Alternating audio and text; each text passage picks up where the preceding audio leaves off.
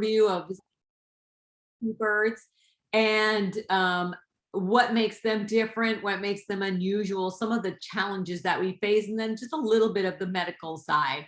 So it's kind of an introduction and kind of an overview. Also just kind of really happy that I get to show some of the really interesting animals that we get to see. As Carolina mentioned, I am the medical director at the South Florida Wildlife Center in Fort Lauderdale, Florida. We are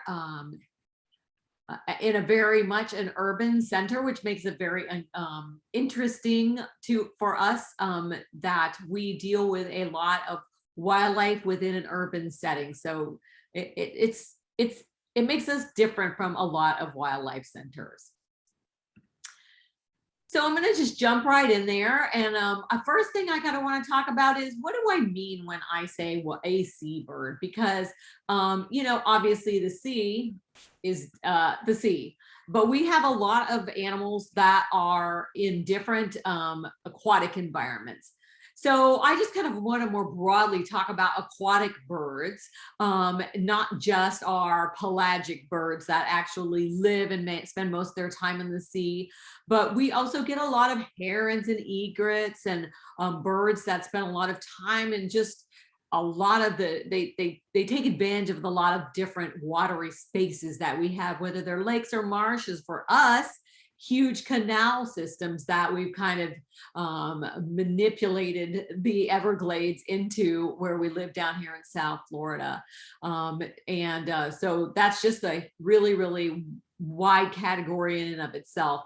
We also want to talk a little bit about birds that kind of live here year round. We have a lot of them. We have our herons and egrets that are pretty much residents. We have a certain population of pelicans that are residents, but then during the migration season, we have a whole bunch of them that come down and make their home here during the winter. So we have a huge influx of them. That goes for a lot of our gulls and terns as well.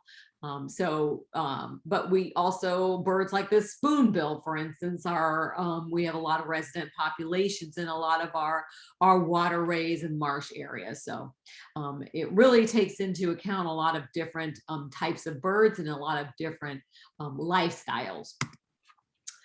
So what kind of makes them different? Well, I want to talk a little bit about some of the physiology that gives us some challenges and also makes these birds unique from some of the other classes of orders of birds. One of the big ones is an adaptation to living in a more salty environment, and that is the salt gland.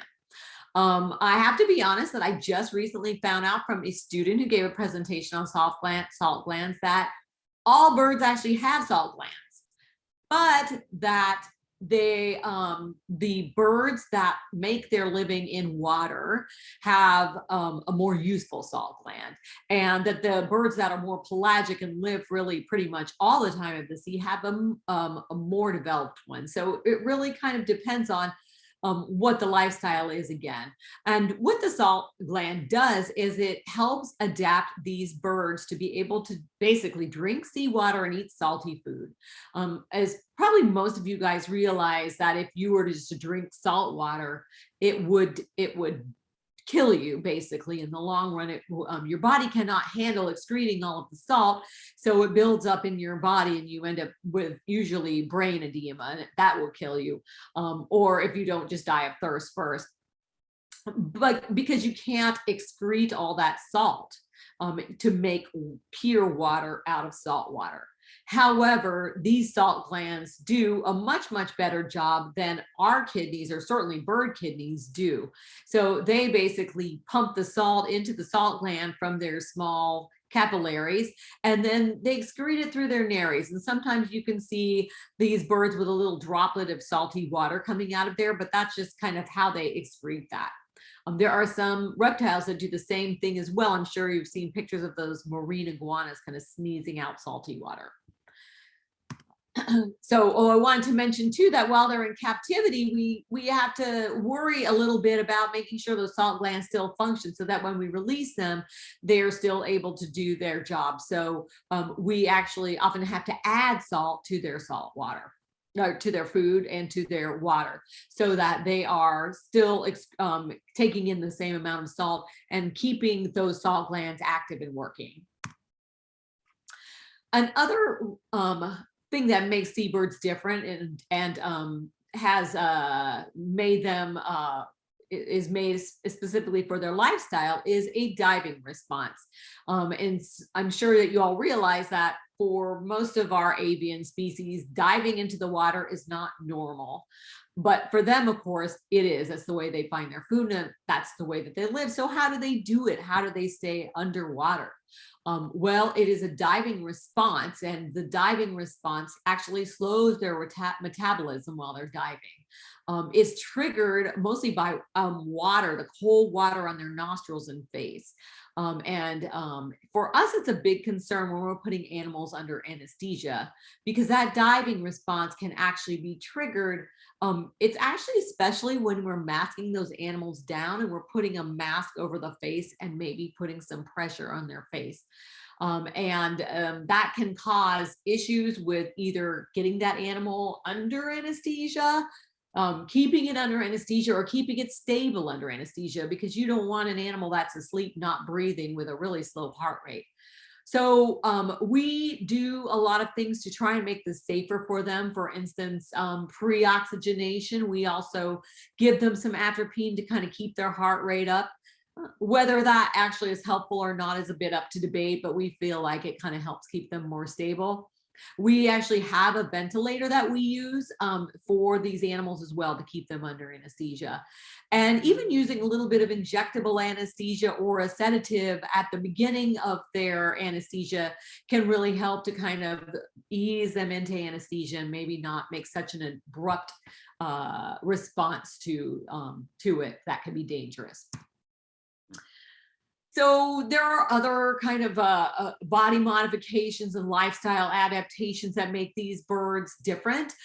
For instance, feet and legs. We're going to talk a little bit more about some of the ways that we help keep these animals' feet and legs healthy.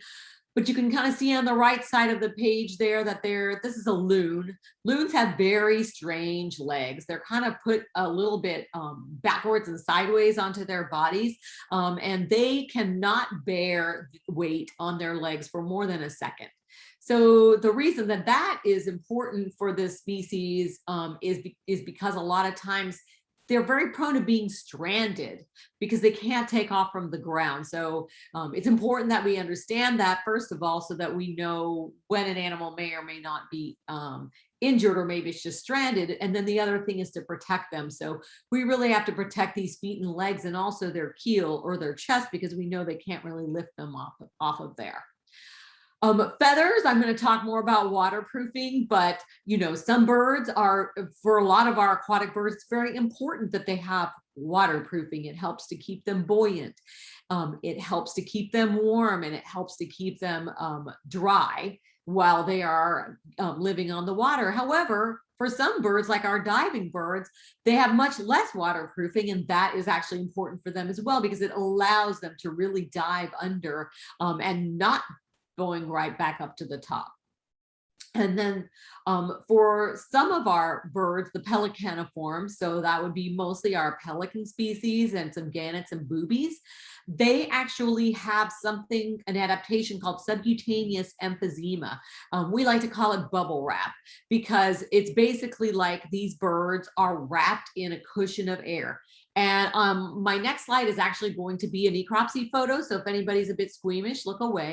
But this is a really, really great photo, because it shows this kind of shiny, bubbly looking kind of filmy stuff that's right under the skin.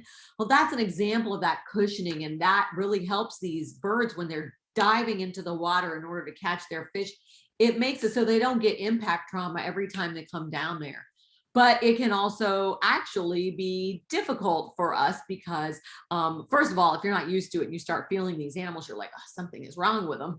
And then once you get used to it, you go, oh, it's just their subcu emphysema. But one way in which it makes it very challenging for us to do anesthesia is it really muffles the heartbeat. So when we're trying to listen to these animals under anesthesia, sometimes we can't hear them. So we have to be aware of that, have multiple ways of monitoring their heart rate because of this adaptation. So feeding, obviously, eating slippery fish is something that not everybody does. So there are a lot of different modifications for these different aquatic lifestyles. So the most of them that we get are fish eaters, and they have bill modifications that are very, very extreme sometimes for eating these fish. So obviously the pelican is one really good example of this huge holding vat that they just scoop this fish up. And they also have a very big esophagus they can just gulp stuff down with as well. And the middle picture here, you see an anhinga. I have to point out that anhingas are a bird that has actually caused more injuries to staff here than any other animal at the wildlife center, whether it be a coyote, a fox, a raccoon. No, it's the anhinga. They have this very little tiny head that can slip out of your hand, and this very pointed beak with a serrated edge that they can just jam right through a fish. And guess what? They can jam it right through your hand or your nose or whatever.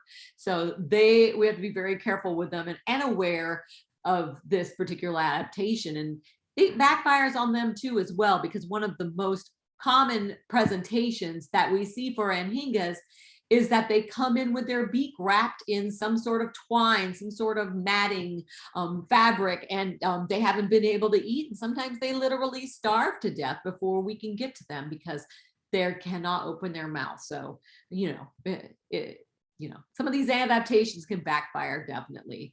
And then, of course, at the bottom is our adorable flamingo, a very interesting beak adaptation to kind of filter out the krill and the crustaceans that they eat in the water. So interesting beaks. This is just a video that shows you a couple of our species of seabirds eating. First, you see the cormorants with their hooked, sharp beak that is really can also be very dangerous. They can just grab those fish and kind of like hook them and snap them right up. And then you have the pelicans with their giant pouches, and they just kind of they grab with that little tooth that's at the front of their beak, and then they flip them back into their pouch and gulp them down.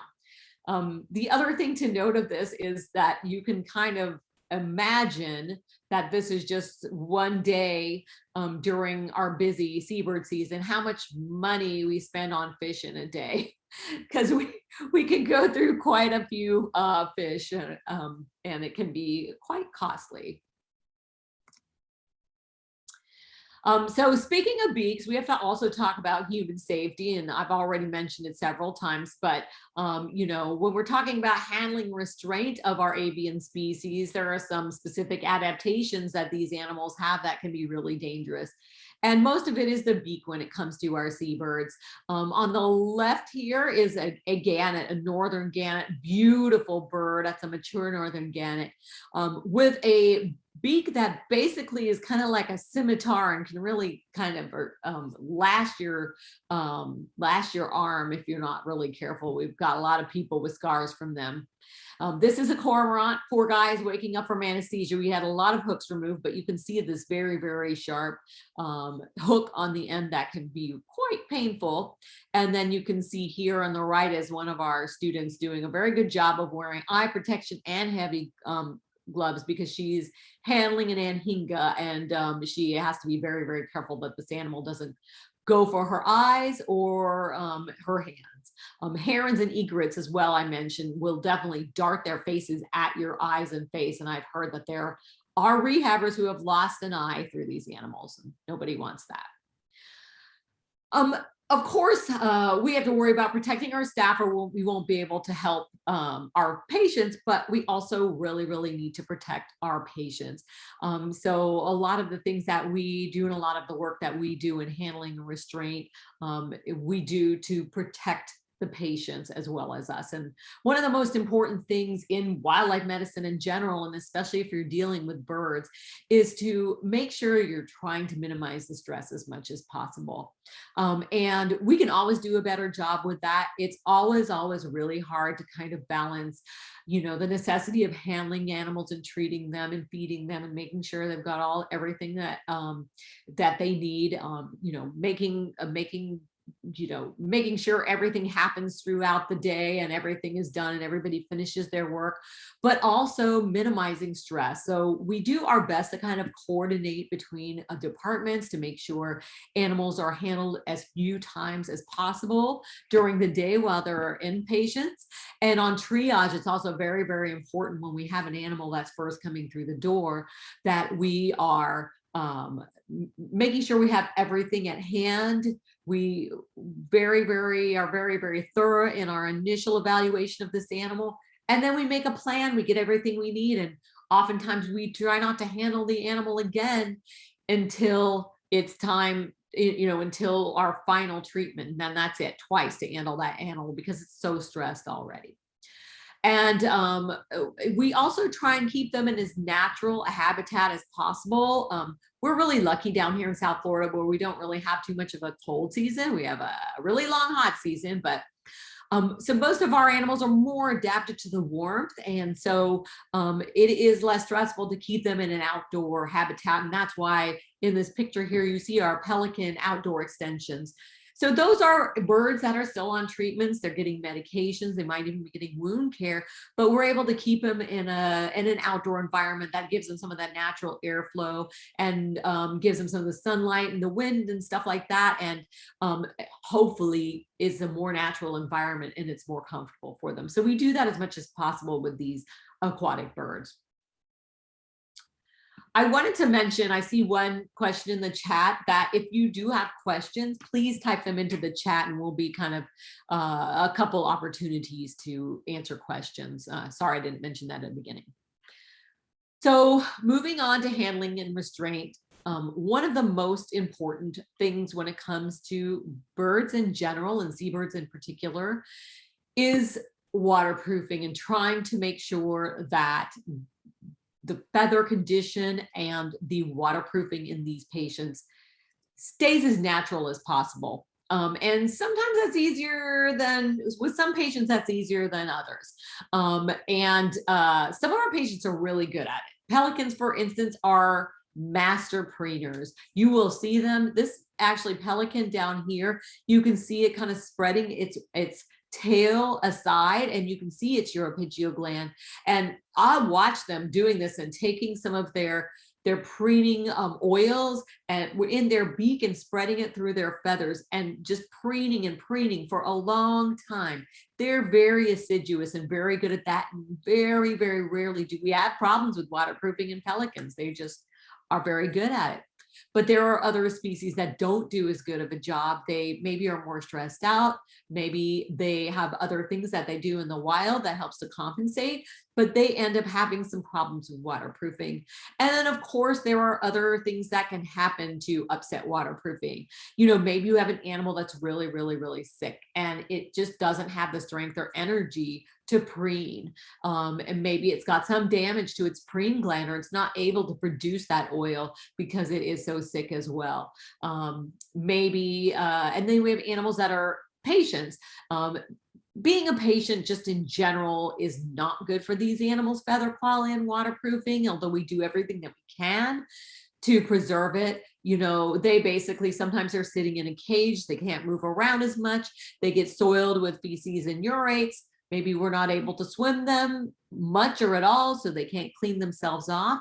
And then a big mistake is handling them without gloves. So the natural oils on our hands are actually can be bad for some of these birds, and we can transfer some of our oils to their feathers and damage their natural waterproofing. And of course, when you think about things like oiling and stuff like that, or birds that maybe are in a parking lot where they're covered with some oil or grease. We've had animals that have fallen into grease traps. It's really horrible. Animals that stuck to tar. Any of those things, of course, that really soil the feathers can really cause issues with the waterproofing. So we do our best to preserve it. So we really, really try to be very good about always wearing gloves. And that not only protects the waterproofing, but that also helps if we have bacteria on our hands that we're not transferring it to animals' wounds, and vice versa. We don't know when our patients are carrying any kind of bacteria that can be very resistant or dangerous. So it goes both ways. We also do our best to promote swimming and normal preening behavior. And a lot of times that just means getting animals into the water as much as possible, as soon as possible, if they are healthy enough to do so. And we do our best to use water soluble topical treatments when possible as well. You can see this Pelican has kind of a nasty wound, and we do our best not to use oily things like antibiotic ointment, for instance, is a petroleum base. And so I try to avoid that with most of our birds. But waterproofing does get damaged, whether it is oiling or just being in the hospital is something that we have to deal with. And this photo on the right, I took from Dr. Lynn Miller, who's actually listening today. And I have to say that Dr. Lynn Miller is kind of the waterproofing guru in a lot of these things. Of course, I'm not going nearly into the depth in the way that she could in her waterproofing classes, but she has worked a lot with a lot of seabirds that are actually oiled and dealt with actual oil spills, and that's a whole different ball of wax. But a lot of this procedure is taken from those and just dialed down, because we're just like kind of cleaning a slightly dirty bird rather than removing a bird that's got tons of dangerous oil on it. But it all boils down that you got to give them a bath. How much you bathe them, how long you bathe them, and how kind of aggressive you are with it depends on what they have on them. So this picture here is from an oiling situation. You see everybody's kind of protecting themselves because they don't want to get the petroleum on themselves. But the same basic kind of steps are the same. So we like to bathe animals if we think they're going to have some issues with waterproofing near the end of their treatment, but not quite. Maybe they need a little bit more time, but they're not swimming and they're not spending a lot of time in the water. And sometimes we find that bathing them and removing some of the dirt and oils helps get them a little more comfortable, and then they spend more time in the water and they become more conditioned. And maybe we'll have to bathe them again, but we do find it helps make them more comfortable in the water if they just have a little bit of issue with waterproofing. But we wait until the animals are stable. It is a stressful thing. You're basically agitating these feathers in very warm water with dishwashing liquid, so it's a little bit stressful for them. We use very warm water. Birds have a higher body temperature than mammals do, so it is a comfortable temperature to be a little bit above 100 degrees Fahrenheit. Basically, you just want to use really soapy water, Dawn dishwashing liquid. It's not just because of how they advertise, it really is the best dishwashing liquid to remove these oils. So we use that, a very soapy water, agitate the feathers, agitate, and then rinse. And basically the rinsing is, you're basically rinsing the patient dry, which sounds really weird, but if you've really done a good job of washing a bird, then when you rinse it, their feathers will start to dry because you're removing the soap. And as you're removing the soap, you're helping them to regain their natural feather anatomy and waterproofing. So after we've given them a good bath and rinsed them dry, we leave them out of water for 24 hours so that they can preen and hopefully get their own natural oils back in their feathers, and then get them back to swimming, and hopefully they'll be happier in the water and more buoyant. As I mentioned, sometimes we do need to do additional baths, especially in terns. They are very, very, very bad birds, very bad at waterproofing. And I don't know why, but they're just a mess. So that's why he's our poster child here for getting a bath. We have to bathe them all. So earlier I mentioned protecting the feet and the legs, and I wanted to talk a little bit more of that because that is something that we worry about in our seabirds, because very often we get something called bumblefoot, and that is just basically sores that sometimes lead to deep-seated infections in the feet, which sometimes can even spread up to the legs. And that's something that the main thing we think causes it is you just don't have a normal substrate. But also, if the animal is not swimming as much as normal, or he's avoiding the water, there's too much pressure on their feet. There's a lot of other things that go into it as well, but you know, it's just something that I think it's important to recognize and monitor and kind of get to it early so that you can prevent it from getting worse. On the bottom here again is a loon, and they're just weirdos. They have these weird legs that are kind of strangely shaped, and they also, their feet are very, very sensitive and delicate. So we have to put them on these nets, basically the PVC nets. If you just put them on any kind of fabric, they will abrade and rub and make their feet bleed. And then we have to go this additional step of putting little booties on their feet every day. Take them off, let them swim, put them back on if they're not swimming. So it's very time intensive, but it does help to keep their feet healthier. So that's the first part of my presentation. And after this, I'm going to go a bit into some of the common presentations. And I just was wondering if anybody has any questions that they would like. I see there might be one in the chat. Carolina? Nope, I don't see anything yet. Okay. Okay. Great. All right. Well, I'm just going to move on then, because as usual, I'm talking more than I intended to. So we'll go on to our by far most common presentation for our seabirds, and that's fishing tackle injuries. And unfortunately, down here in South Florida, we've got a lot of people who really, really love to fish, and they're really, really, really, really bad about disposing of their fishing tackles. So by far and away, the most common thing that we see in any of our aquatic birds and turtles, etc., is fishing tackle and fishing line injuries. So hundreds of birds a year. It's bad enough that we just take x-rays of every bird that comes in that has is an aquatic bird. So they can be affected in many ways. We've got some that have ingested fish hooks. And of course, that having a big fish hook in your stomach is a really, really bad, uncomfortable thing. But also the fish hooks can embed themselves in the skin and the joints. It can tear the skin. It can tear their pouches. You'll see some pictures of that later, and it can really cause really bad infections and even fatal infections we can't get a hold of. And then just fishing line, and you'll see a case later on where that can just cause really, really, really bad abrasions and pressure necrosis and constriction. So it's bad enough that every bird that comes through the door that's an aquatic bird will take a screening rad, because it's not unlikely that we might see a bunch of hooks in and on these animals. So that's a pelican, and you can see he's gotten quite a few hooks. So for the internal fishing hooks, usually we diagnose those on x-rays, but sometimes we do see them with a bunch of line hanging out of their mouths. And when that happens, we have, of course, a good level of suspicion. Hey, this animal has swallowed a fish hook. So it's important for us to diagnose those on incoming, so we know that we're dealing with. But before we jump right into surgery, we have a couple of things we have to do. The first thing is that abdominal surgery is a really, really stressful and physiological stressful thing to both withstand and to recover from. So we always want to make sure that these animals are stable. Sometimes all that means is kind of giving them some fluids and some supplemental feeding. Sometimes they'll even eat on their own, surprisingly enough. But sometimes we have to assist feed them with some liquid diets.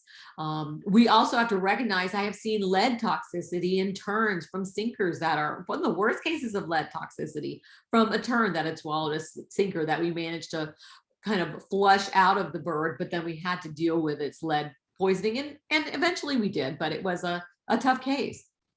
One thing that we can do sometimes is we use something called cotton fish. And basically what that is we feed birds fish that have a little bit of cotton stuffed in their gills or in their mouth.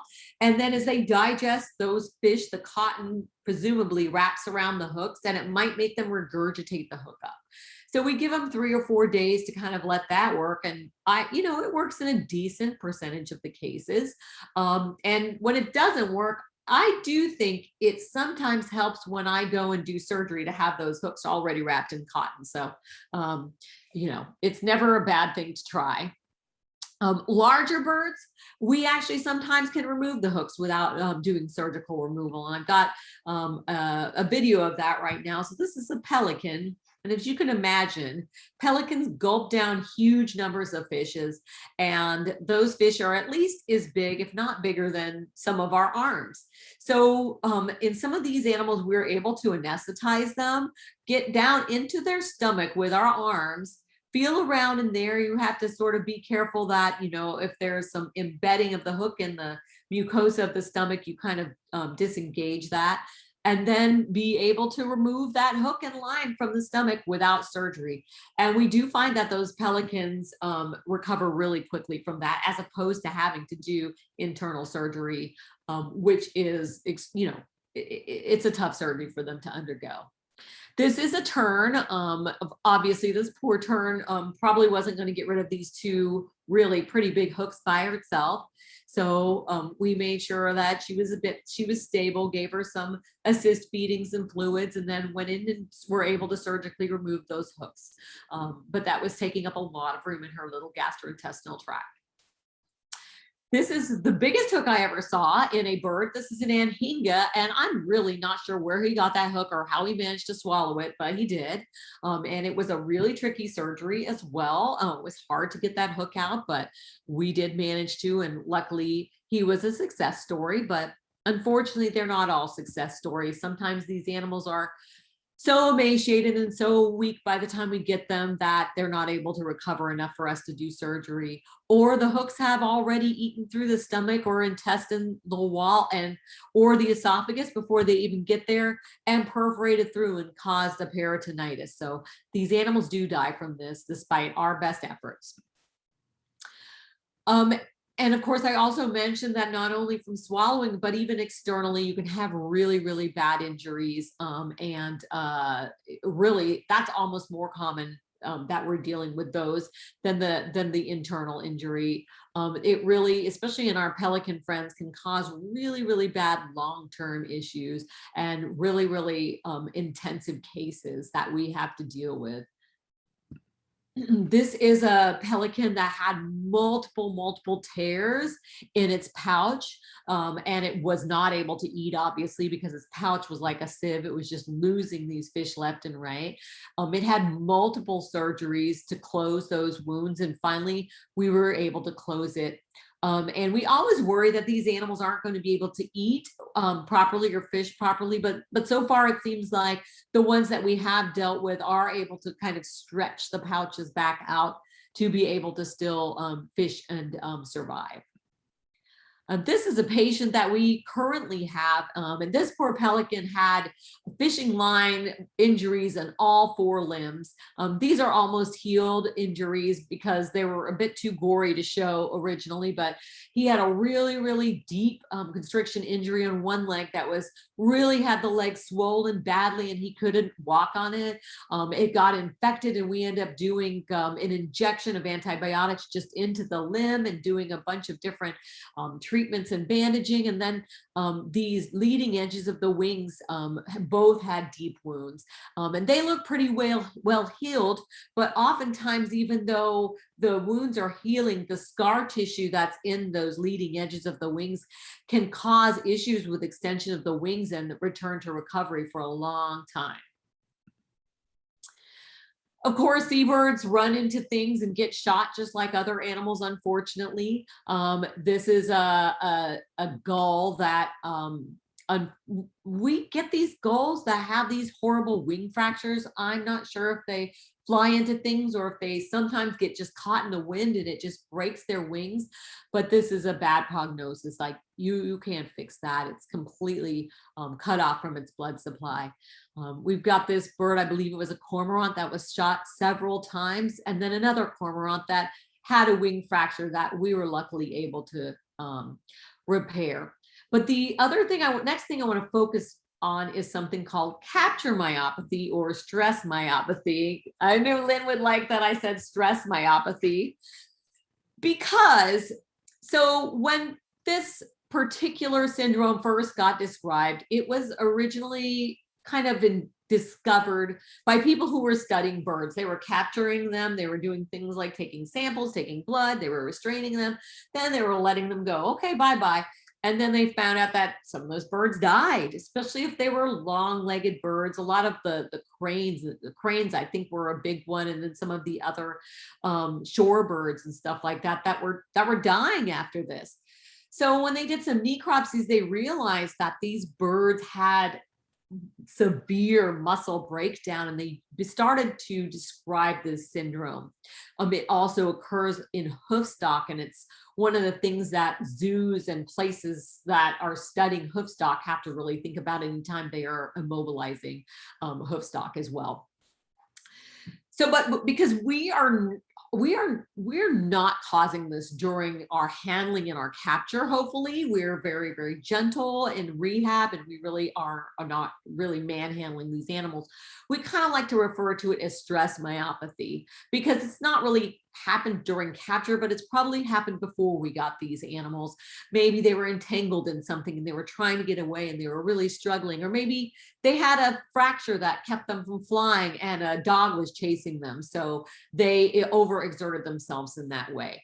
But the way that it works is for these animals, and I would add, there are certain animals that are much more prone to it. It has to do with the kind of muscle that they have more of. But in a nutshell, these animals overexert themselves, and it decreases the oxygen delivery to their muscles. Well, then their muscle metabolism switches to anaerobic metabolism, which works for a little bit, but it produces lactic acid. And if you've got enough lactic acid builds up, that really, it makes the blood acidic, because it is an acid, and it really, really messes up the electrolyte imbalance in the blood. And at the same time, the muscles is breaking down, and that releases myoglobin, and that also poisons the system, especially the kidneys, because that myoglobin can clog the kidney tubules and make them stop functioning. So all these different processes really work on a lot of different parts of the body. The organs affected include skeletal and heart muscle, their lungs, the kidneys, almost most of the body system. So you can just see a lot of different secondary issues after the primary insult. But the clinical signs, they can be very varied, but for the most part, if we see one of these, especially long-legged birds, and we don't have a history of obvious trauma, we've got these paralysis or paresis, so they're unable to stand. They're very, very depressed. You may have something in their history or something in their clinical signs that tells you that maybe they were wrapped up in something or having trouble getting away. And these guys can even just drop dead. Even after a little bit of treatment, if the heart muscle is enough affected and you basically stress the animal out afterwards, that heart can give out. So they can die at any point in time during treatment with this. So what is the treatment? Well, for the most part, the cornerstone is fluids, fluids, fluids. And of course, part of that is kind of putting an end to this cycle that's going on. So we really, really try and keep them quiet, sedate them, give them some oxygen. If they're very, very warm, we cool them down. We give them anti-inflammatories, vitamin E and selenium, and muscle relaxants. Those are all things that we can give them to try and help decrease the signs of this. So these are kind of the cornerstones here: fluids, fluids, fluids. Meloxicam is the non-steroidal anti-inflammatory that we use the most often. This is considered the safest. Robaxin or methylcarbamol is a muscle relaxant we use quite often. Bicarbonate I put in there because if you do know what this animal's acid imbalance is, you can add that to the fluids as well. And then vitamin E selenium is one of those things that's an antioxidant, and it can help maybe decrease some of the oxidative damage that's happening.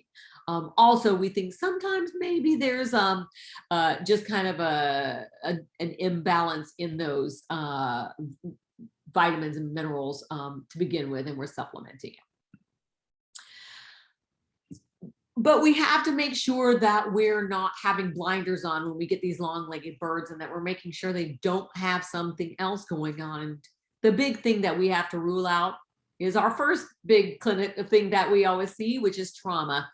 So the signs can be very similar for an animal that has capsular myopathy and an animal that has a spinal fracture. And you can see this animal, that's no good. That's a chronic spinal fracture that has over time caused this animal to not be able to stand and walk. And this is an animal with a pelvic fracture, and you can see they've also had an egg that's inside them crushed as well. So those are all things that, you know, after we've kind of gotten these animals a little bit more stable, we're a little bit happier with how they're doing, and maybe we don't think we're going to kill them by like kind of touching them. We will anesthetize them, or even just awake, try and take some x-rays to make sure we're not missing something really, really bad that's not going to allow them to ever stand again. So once we have a pretty good idea that we're dealing with the stress myopathy, supportive care is really the most important thing in nursing care. You know, if they've got some wounds, we have to put them on appropriate antibiotics and wound care. Supplemental feedings are often necessary, whether it's by tube or hand feeding of fishes. Physical therapy, start moving the legs and get them moving and kind of breaking up the lactic acid. And probably our most important thing for us is hydrotherapy. So we have tubs and sinks that we use quite often for these animals. And you can see this guy is still pretty weak. He's knuckling a little bit. He's not really standing fully up, but we're letting the water kind of support his body, and he can start to put his feet on the ground and start to use them. The water also is kind of calming to these guys. Oftentimes it feels good to them. It's nice and warm. We keep it nice and warm. And sometimes it'll even stimulate to eat, like this guy. Another thing that you can try as well is slinging to get these animals up off the ground. We don't do it as often because we find we have a lot of success with the hydrotherapy, but it's certainly another thing that can be used in order to get these animals just up off of their chests and kind of get their legs to gently start to bear weight. So moving on to another thing that we see quite often in seabirds, and just going to call it migration fatigue, which sounds kind of a little bit weird, but since we see a certain set of birds that come through here in migration, oftentimes the only thing we kind of find on them is they seem to be like really tired. Maybe they've got some other injuries, but one of the big thing is like they're not really supposed to be here. Maybe they're supposed to be out in our water. Maybe they're supposed to be passing by, but they're not supposed to be hanging out on our beach. And a lot of times, if we have a big storm in the Atlantic, a lot of them will be exhausted and blown in. We've also had some birds that are brought down by kind of very strange currents that are bringing in aberrant food sources, like this razorbill here on the bottom. We had an influx in them. I believe it was in 2012, but I could be wrong. A whole bunch of them came through here, not supposed to be here at all. But one of the theories was that there was a strange kind of a warmer current that brought the food source much further down south, and they just followed it down here, and then they were stranded and you couldn't get back. And oftentimes when we get these animals, we get large numbers of them because these aberrant weather patterns and strange food sources and currents affect many of them, and they're traveling together. We see them a lot. They're very starved. They may have injuries, and then they're just completely exhausted. These can be very, very hard cases to treat. And a lot of times what we have to do when we start to look at these animals, especially if it's a big influx, we kind of have to look at them case by case and go, is it fair to even treat this animal? Sometimes when these animals are extremely emaciated, we know that it's going to be hard to impossible to get them back to any kind of condition to even live, much less migrate again. And then we do things like we look at this is their pack cell volume, which tests whether or not they're anemic, how many red blood cells they have, and then their total solids, which is a rough test of kind of how are they nourished? Do they have any protein in their blood? And we kind of use that as a rough standard. If we've got a really emaciated bird and it's very anemic and it has no protein in its blood, our chances of getting that bird back, we know, are slim to really none. So a lot of times we'll just know that that's an animal that's not got a good prognosis and we'll euthanize them. When we do start to work with these animals, a lot of times we actually have these feeding charts that we use. that slowly add calories day by day. We start with a very dilute tube feeding formula and kind of work our way up to giving fish. But so we're not just slamming them with protein and fish and making them break down this food in their exhausted system, because what you can get is refeeding syndrome. And I don't really have time to get into that, but it can kill. It is basically put the body over the edge, getting it to try to process food after being starved so long. So that is a real issue that we really worry about. And of course, a lot of these animals have other things going on, like a fish hook in its gullet. So of course we have to kind of make sure we're taking that into account, because that just is additional kind of nutrition that bird's going to need before it is healthy again. With these animals as well, we kind of have to think a bit about release parameters, because you know, that's our goal. We have to get these animals out of there, and sometimes we have to get them out of there soon, because our window of opportunity when their migration is coming through is short. So we have to keep them comfortable and low stress until they're ready to go. Then we have to release them in an appropriate site at an appropriate time, and they have to be fit to resume their migration. So that's not just like, okay, they've got to be pretty healthy. And this is a video. This is a video of a gannet release, and it just kind of shows that sometimes we have to go out of the way to get these animals released properly. So these guys, like I meant, are very pelagic birds. They don't really often take off from the beach. So to kind of give this guy a head start, the Marine Division of the Fort Lauderdale Police actually took our release specialist Mary out on their boat, took him out to the ocean, and kind of like just let him do his thing. And it was really very cool that he was able to be released in that way. You'll see him kind of taking his time. That's a gannet. It's an immature gannet. As you saw the picture earlier, those northern gannets that are adults are these beautiful white birds. So he's just under 3 years old. So there he goes. He flies, he kind of lands in the water. I'm sure Mary was wondering if he was going to take off again or if he was just going to sit there. And I'm wondering the same thing, because that makes us wonder how well he can fly if he just does that. But he's taking off, he's flying away, and we're very, very, very happy to see that. So moving on a bit to infectious diseases. Of course, I'm running out of time, so we'll just go through these a little bit quickly. And these really tie in a lot to these migration fatigue birds in a lot of ways, because they're the ones that are the more prone to infectious diseases. And probably the most important one for us that we see is Aspergillosis. And Aspergillosis it's caused by a fungus. It's a fungal disease. That fungus is ubiquitous. That means it's found everywhere. So, I mean, we're breathing it right now. It's not really a big deal to us. It's opportunistic though. So if you've got a problem, if you're immunosuppressed, you've got another disease, there's a lot of stress. And then we kind of worry about it when we've also got poor ventilation in our hospitals. That's one of the reasons we move these birds outside. Decaying matter, we really, really try and keep these habitats clean and away from leaf matter, because all these things kind of increase the load and the burden of these animals' respiratory systems, and they're already susceptible. They can't cough. They've got these air sacs that are these big, just like sheets inside their respiratory system that are warm and moist, that these fungus go, okay, I like to live there.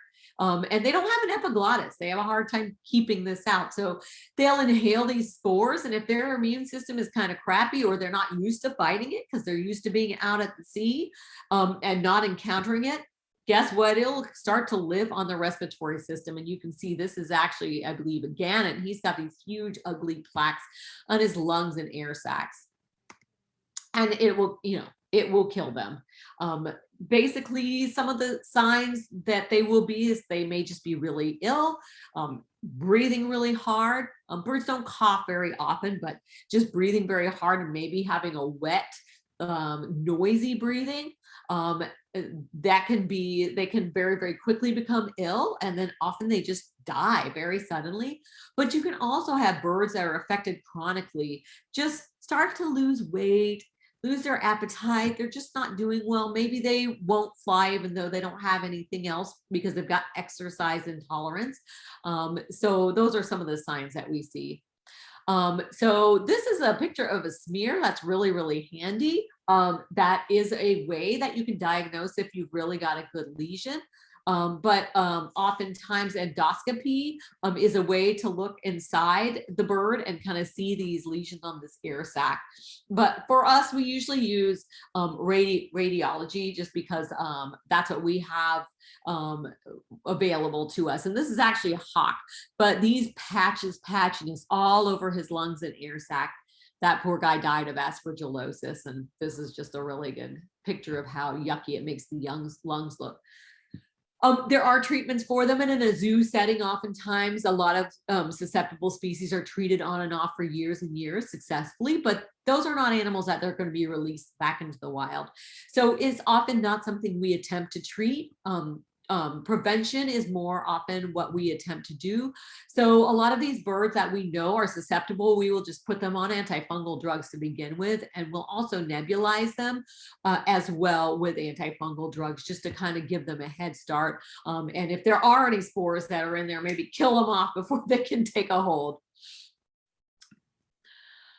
So the last thing I want to talk about that we see quite often in our seabirds, again, probably because oftentimes they are exhausted, weak, and worn out, are GI parasites.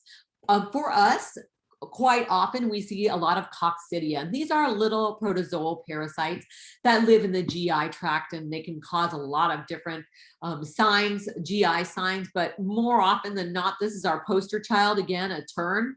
This is a little sandwich tern, but our terns just seem like they like to have coccidia living in them. I don't know. We basically test every single one of them because 80 to 90% is going to have coccidia.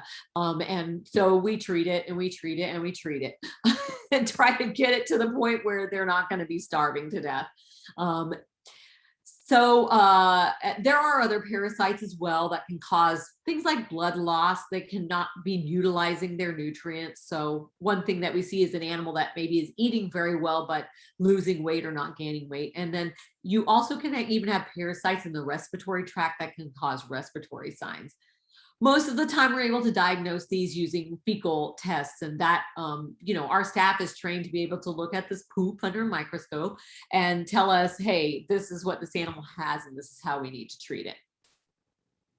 Another really important thing about treating parasites as well is keeping the environment clean. Oh, this is the last section. Okay, really quick, wildlife toxicoses. And I really have to talk about this because one of the most common things we see in a lot of our water birds is botulism, which is the most common toxicosis seen at South Florida Wildlife Center by far. So botulism is actually caused by ingestion of a toxin that's produced by a bacteria. There are several different types. The most common is called type C, which lives in rotting organic matter. So oftentimes in our kind of weed-choked waterways here during the summer when there's a lot of rain and runoff, you'll see these bacteria just really proliferating in the canals. And some of our dabbling birds will have outbreaks. But then we'll also have animals that are eating fish that are affected, or they're eating maggots or that are affected as well. So we have a huge range of animals that come in suspicious of botulism. I say suspicious of botulism because it's very hard to test for. So usually just with the clinical signs is diagnostic. These animals are really, really, really weak. They cannot stand. Sometimes they can't even hold their heads up, which is a poor prognosis. But that's what has given this disease the name limberneck. For us, oftentimes we'll see an animal that can't blink. Its nictitating membranes is not working. So that's kind of our quick diagnosis. That's our high level of suspicion. If an animal is going to die from this, it's usually going to basically suffocate to death because it can't breathe. So as you can imagine, that's a pretty bad way to go. The literature will tell you that antitoxins are the gold standard, but they're very hard to get. So for us, supportive care is kind of the cornerstone of our treatment. We do get some activated charcoal, but fluids, nutrition, and eye care, because these animals can't blink, that's mainly what we will do for them. And then the last thing I want to mention is something that's really important in some of the waterways down here, and those are algal toxins. So the most common one that you guys will probably have heard of is Toxicoses or red tide. Very, very important in other coastal areas of Florida, including most of the West Coast. Luckily, we're spared it most of the time, but it can be very, very bad and affect them most of the year round. It affects a huge range of species. The signs can be similar to botulism, but oftentimes a little bit more neurological. You can have animals that are wandering around. Obtunded means they just aren't there. They don't know what's going on. Sometimes they can even seizure and then just die. But some of the other toxins may affect the liver and the kidneys, etc. Treatment, again, is supportive care, but one thing that's been very, very useful lately, they're used often over at Crow and Sanibel Island, for instance, is intravenous lipid emulsions. So these lipid infusions are able to kind of grab onto those toxins and take them out of circulation. So that's something that is proving very useful for treating this toxicoses. Okay, that's it now. So I want to thank all you guys for listening to me. And I'm, just a little introduction, like just barely scratching the surface on, kind of some of the things that we go through. And I wanted to leave you with a really, really cool release that we did. And this is a very strange bird. It is a magnificent frigate bird. These birds, yes, they're seabirds, even though they spend most of their time in the air and they actually can't swim. If they get in the water, they can't get out of it. They have the most ridiculous tiny feet, but I would still consider them seabirds because they live on the ocean most of the time, flying and basically steal fish from other birds. So because these animals cannot take off from the ground and they oftentimes perch up on cliffs or here in the Fort Lauderdale high rises, we released it from a tower very high up. So I thought that was a really cool release and another example of some of the things that we have to go through in order to get these animals on their way. Okay, I guess if there are any questions, I'd be happy to answer them. Casey did write in the chat if you could go over the cotton fish hook removal process. Okay, so it's actually, it's pretty simple, but also I think it takes some time to like figure out how to do it properly. But basically you take the size of fish that you would feed that animal anyway. So with a pelican's a big fish and you put a bunch of cotton in it. If it's a cormorant, it's a smaller fish and you put less cotton in it. You can either just stuff the cotton balls down into the fish or just in its gills and you basically feed it to them. You can either, if they're eating well, you can offer that fish the first fish of the day and then let them eat the rest of it. If they're not eating well, you can hand feed them the fish with a little bit of water to lubricate it to go down. One a day for 3 days is what we usually do. Dr. Miller, I don't know if you guys do it any differently or if that's kind of basically the way you do it. Well, actually, I'm bringing these techniques here because it hasn't been done here and it's a bit challenging. So we're just making very big inroads and I'm actually so delighted that you've done this presentation because I want my team to see it as well. So hopefully it's going to be available afterwards. All right. Well, there you go. Yeah, cotton fish. These are the sort of things that we are bringing in here. Yeah. No, and they're kind of old rehabber tricks too. These are not really medical things, right? Like doctors didn't invent this. It helps to avoid us. It keeps us doctors away. Look, there's an art and a science to rehab. Yep. for sure, for sure.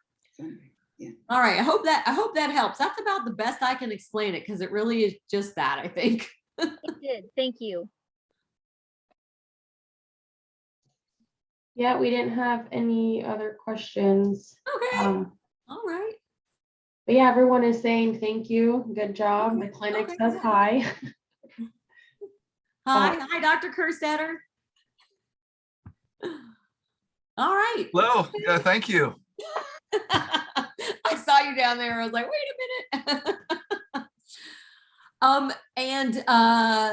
If anybody has any specific questions or wants to get in touch with me, anybody is a student and is interested in spending some time here at South Florida Wildlife Center, you are more than welcome to email me. I'll actually put my email address in the chat.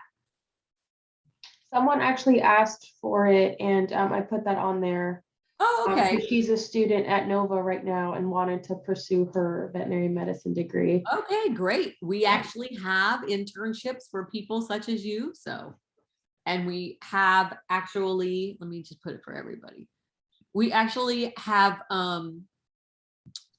seen a lot of our interns go to vet school. I was very proud about it. So happy to have more. Okay. Is this going to be available afterwards? Yes, so I'm going to stop the recording in a little bit, and then I'm going to place it on our YouTube channel. So that way it'll be able to be shared, and then it's also going to be posted on our newsletter with the link as well, in case people didn't reach out through our current social media. So it'll be circulated. And you know, again, thank you so much, Dr. G. That was awesome. You're welcome. Yes. Thank you. It's good to see you guys. Thanks so much. I really appreciate it. Take care. Bye. Thanks, Bye. everyone.